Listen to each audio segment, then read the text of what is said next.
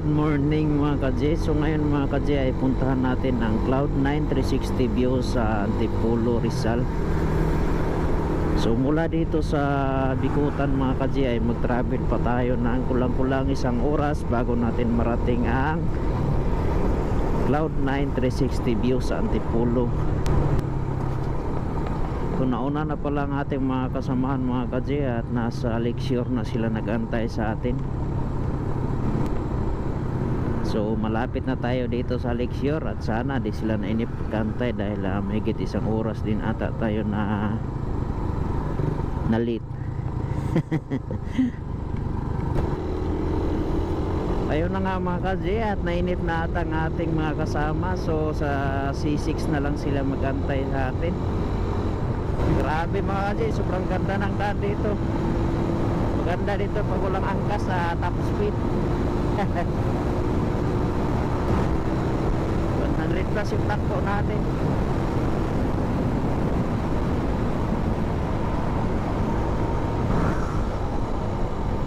Grabe sniper oh.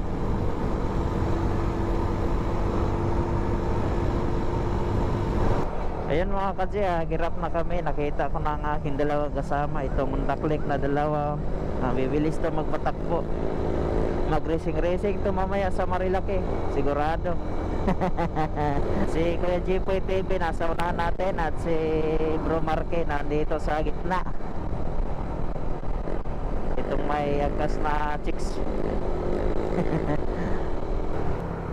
Ayun mga ka-J, kasalukuyang binabaybay namin itong Sumulong Antipolo Road.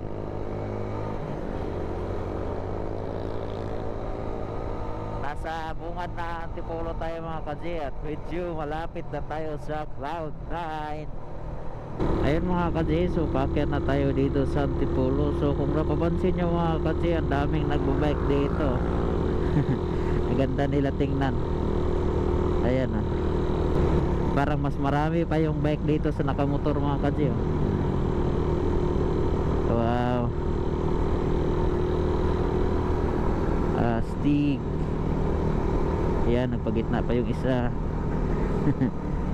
Oh grabe, dami nila. Ayan oh, nagpahinga na yung iba. Ayan, mamahal pa ng mga bike nila oh. Gaganda. Ayan oh, lopet.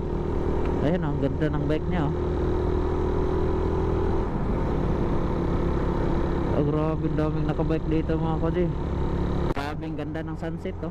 Parang kinukuha ng liwanag oh. Ayun mga ka-J, narating na namin itong Cloud9 360 view. Dito na kami mag turn left o kakaliwa na kami dito. So paakyat.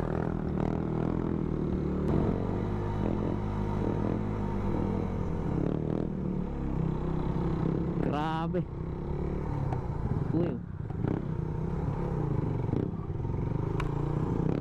So nakarating na kami dito sa tinatawag nilang Cloud9. Ayun. Ayun mga ka-J, paakyat na kami dito sa tinatawag nilang Cloud9 360 view dito sa Antipolo. Dahil isa daw itong Cloud9 sa pinakasikat na pasyalan dito sa lungsod ng Antipolo. So pinuntahan na namin. Sama ako nagpicture-picture. Ayun, siyempre si Kuya Jipoy TV yan. Ayan o, naka-bis pa yan ng ano. Ayun mga ka-J, nakita na namin itong hanging bridge na nakakalula tingnan. So aakyat kami dito mamaya mga ka-J. So ngayon mga ka-J, magbayad muna kami ng entrance kung magkano ang entrance dito.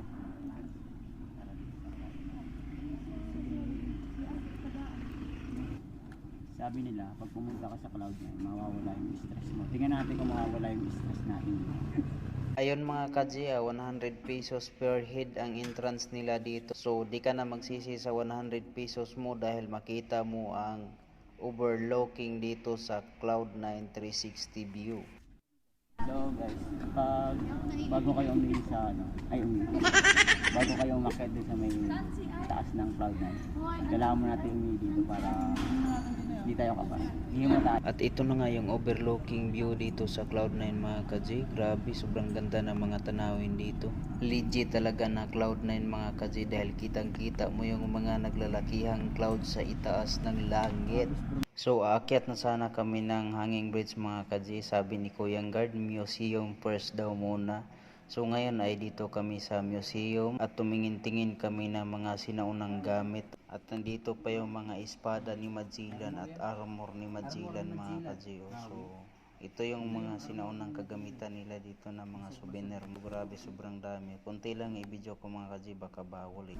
So ngayon ay akyat na kami ng hanging bridge. Kailangan safety first tayo. Ay putik na duyan pre. Look. Look.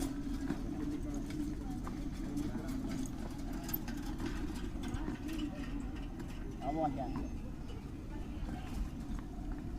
Basic pala to eh, di ako nakahawak. Tingnan nyo. Oh. Putik, ang ganda ng tanawin. Yan mga ka-G, ito na yung inaasam-asam natin. Napuntahan natin itong Cloud9 360 view.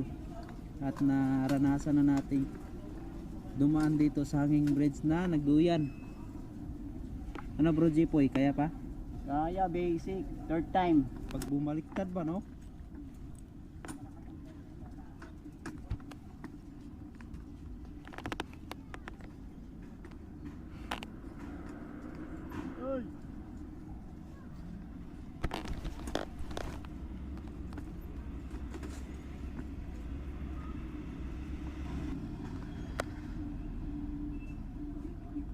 Ganda ng sunset.